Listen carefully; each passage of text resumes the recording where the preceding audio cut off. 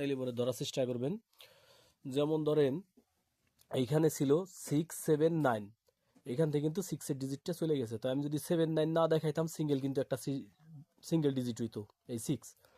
এরপরে ছিল 457, তো আমি যদি 57 না দেখাইতাম তাহলে 4টা কিন্তু একটা সিঙ্গেল ডিজিট হইলো, বোঝার চেষ্টা করবেন।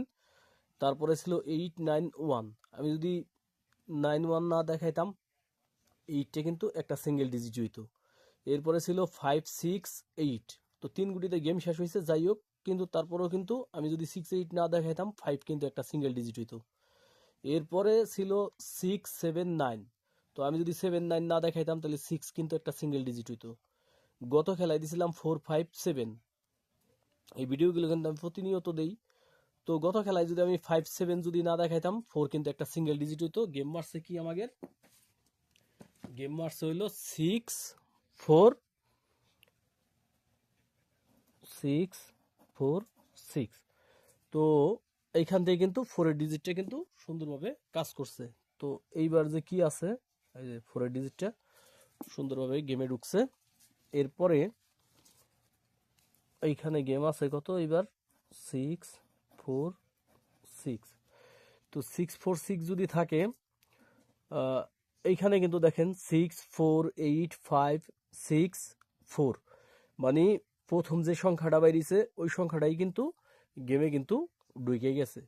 তো একবার এইখানে গেম ফিনিশ হয়ে গেছে 3 গুটি দিয়ে, ওই সময় বাইরে থেকে গুটি ধরছে, তাছাড়া কিন্তু প্রথম সংখ্যাটাই কিন্তু গেমে ঢুকতেছে, যারে আপনারা খুঁজেন বা বলেন সিঙ্গেল একটা ডিজিট, এরকম আর কি। তো এইবার যে ডিজিটটা আছে যদি কারো হিসেবে মিলে তাহলে পরে সে ধরবেন, ঠিক আছে? তো আমি দেখাই দিতেছি। এইবার 1 2